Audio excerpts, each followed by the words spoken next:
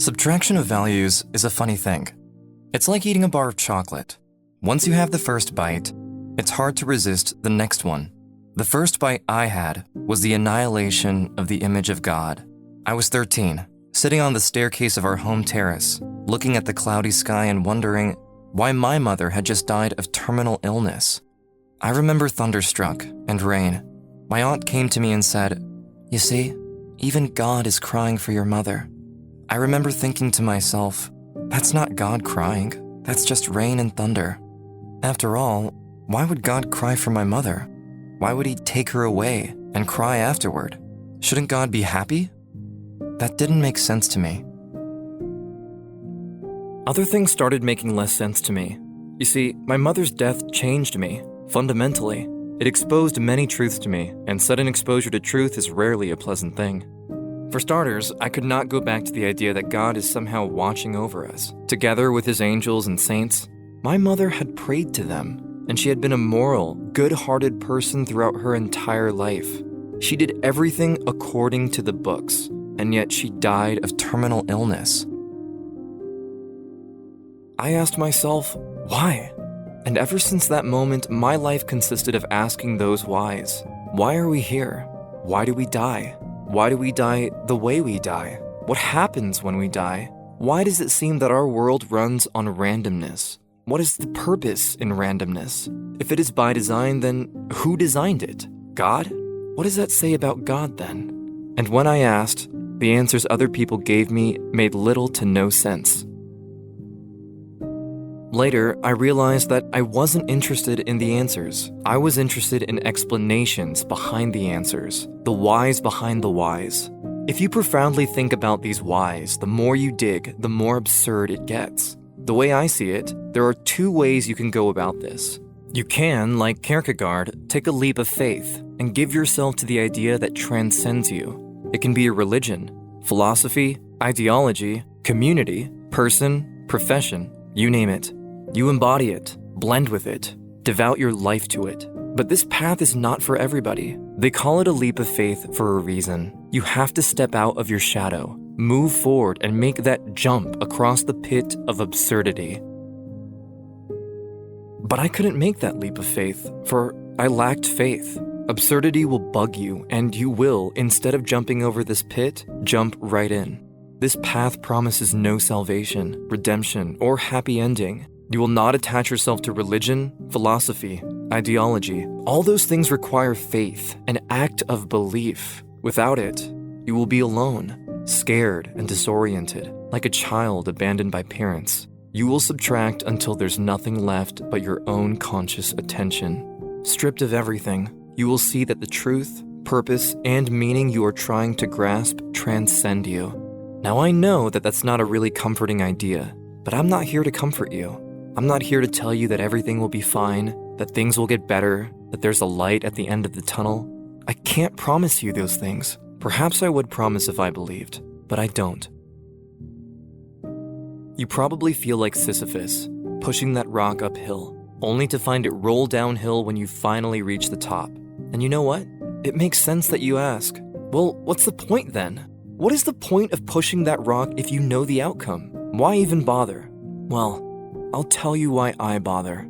I bother because it is my passion.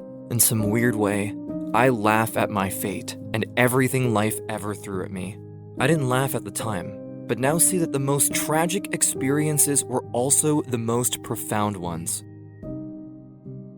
My mother died when I was 13, and my father, who lost a leg in the war and spent half of his life limping, died when I was 20.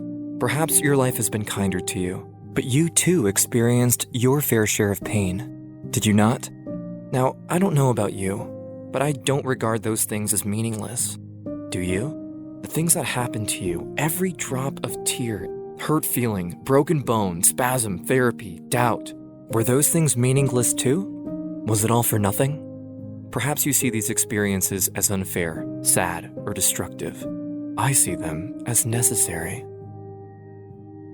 Maybe life is absurd, meaningless, and purposeless. And here I ask, so what? Should I disregard my existence, passions, and freedom just because everything is meaningless? I revolt against such notion, just as I revolted against the tragedies of my own existence. I embrace the pain and suffering, and I understand that more of the same awaits me in the future. I step outside of my shadow and challenge myself to see just how far I could go. Don't get me wrong, I don't rush towards destruction and pain, but should they come, I will see them as a challenge, not trouble. And even though I focused on pain and suffering, life is so much more than that.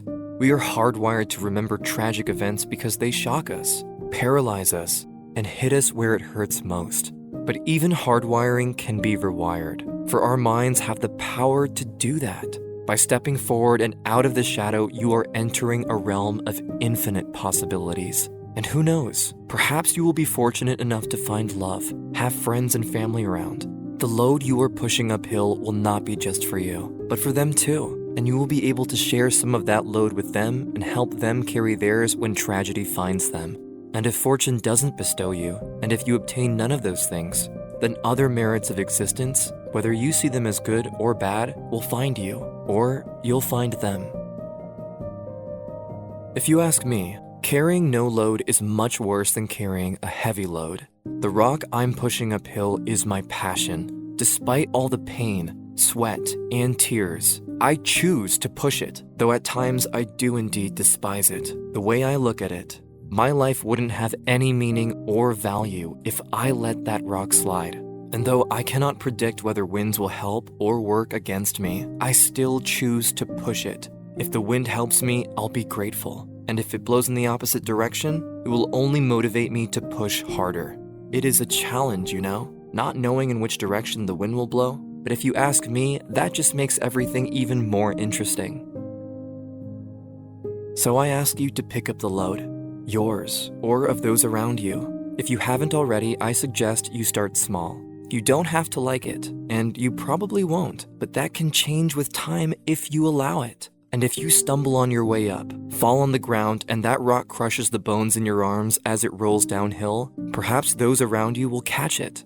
And if there's no one around to stop it, you can curse, shout, revolt, throw up, rest for a while, and then start all over again. Like I said, it is a challenge worth taking. But whatever you do, don't assume that you can't carry the load. Those broken bones will regenerate, and the feelings of anger and sadness will fuel your strength when you least expect it. Step outside your shadow of comfort, your room, home, and risk. Learn to cook a meal, wash dishes for your parents, and teach your siblings how to ride a bike. Find your passion, climb the mountain, and move only forward. You will have enough time looking back when you get old. Don't wait for the light at the end of the tunnel.